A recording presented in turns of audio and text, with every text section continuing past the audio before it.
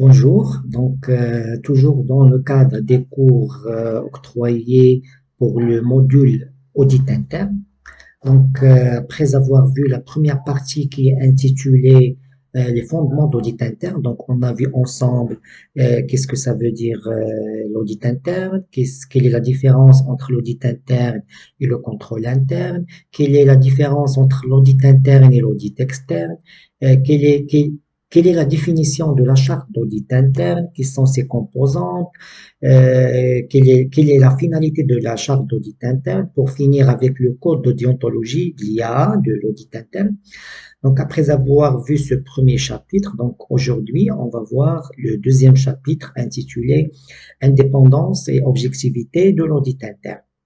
Donc, je veux à la fin de la séance qu'on soit tous capables de différencier entre l'indépendance et l'objectivité de l'audit interne, comment maintenir cette indépendance, cette objectivité au sein d'une organisation, et quelles sont les politiques à mettre en place pour maintenir cette objectivité. Pour voir ce cours, ou bien pour étayer cette idée, ces notions, donc je vais suivre le plan suivant.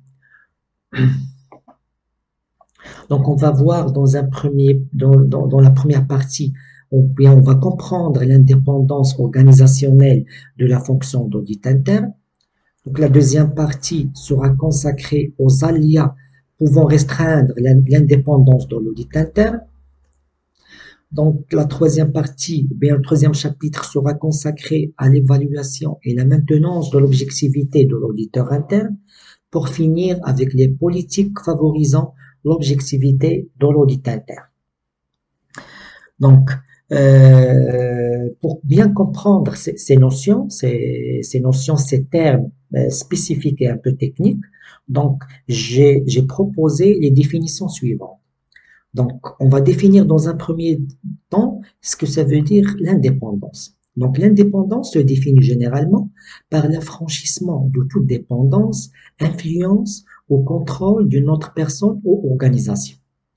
Ça veut dire que la fonction d'audit interne au sein d'une entité, au sein d'une entreprise privée, au sein de l'administration publique aussi, donc elle doit être indépendante le maximum possible.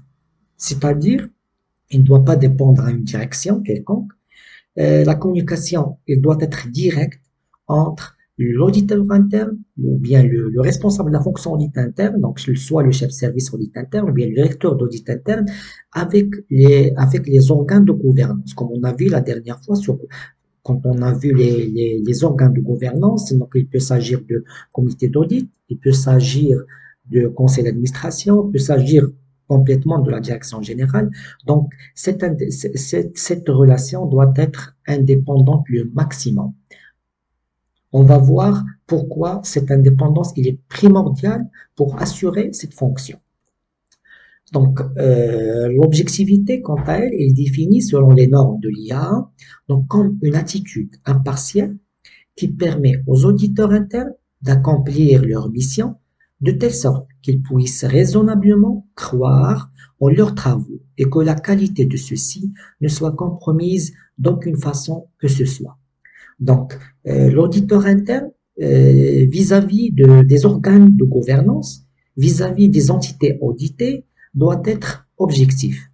Donc, il ne doit pas y avoir des relations, soit des relations professionnelles, des relations personnelles, on peut dire relations familiales, entre l'auditeur interne et le responsable de service. Par exemple, si on trouve il y a des entités, il y a des entreprises privées, secteur privé, ou bien des administrations publiques, donc on trouve il y a des personnes qui sont de la même famille.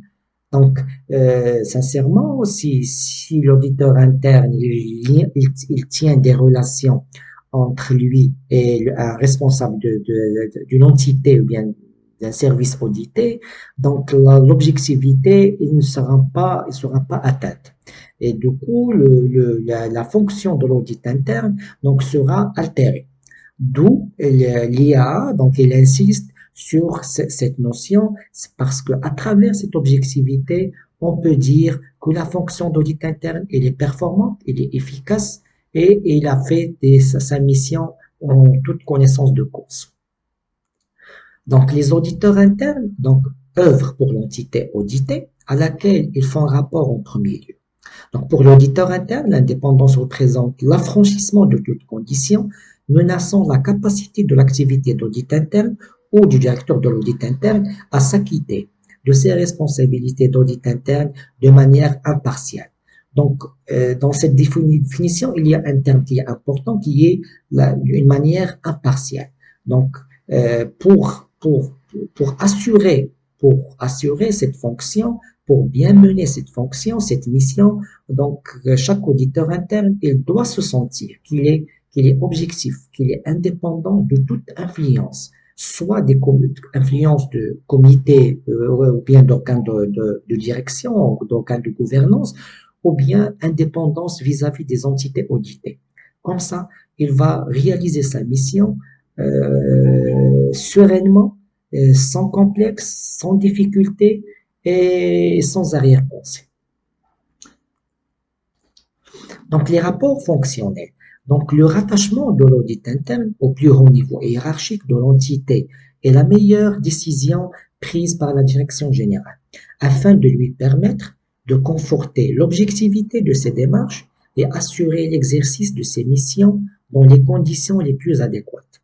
Donc, quand la direction générale, quand l'organe de gouvernance décide que le service d'audit interne il soit directement lié au top management, c'est une décision qui est sincèrement qui est judicieuse et qui revêt une importance capitale pour que ce service réalise des missions objectives, réalise des missions impartiales, tire des résultats qui sont objectifs aussi, qui ne tiennent pas compte de liens ni de liens vis-à-vis des supérieurs, ni vis-à-vis des entités auditées. Donc, l'audit interne aussi ne doit subir aucune ingérence lors de la définition de son champ d'intervention, de la réalisation du travail et de la communication des résultats. Donc, tout le process, toute la mission d'audit interne, donc, il doit être objectif du bout en bout. C'est-à-dire, dans le champ d'intervention, donc l'auditeur interne, il a l'habilité à intervenir, il a l'habilité à contrôler toute pièce, tout document, tout processus, toute procédure pour que cette mission, ou bien pour que sa mission, il soit objectif et ses résultats soient fructueuses. Sinon, si cette relation qui est biaisée par une relation quelconque, par une altération entre lui en tant que responsable d'audit interne et l'entité auditée, donc même les résultats seront biaisés et ne reflèteront pas la réalité de l'entité auditée.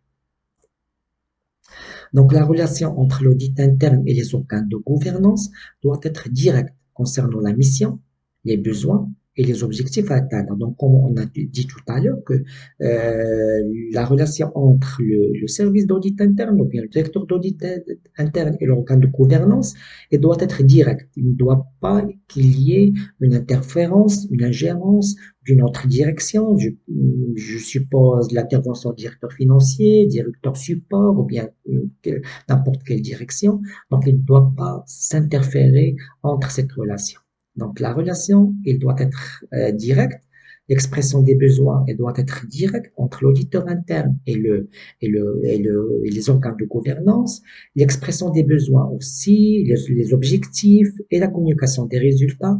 Donc, ils doivent être le plus objectif possible. Donc, quel est l'aspect capital de l'indépendance et de l'objectivité?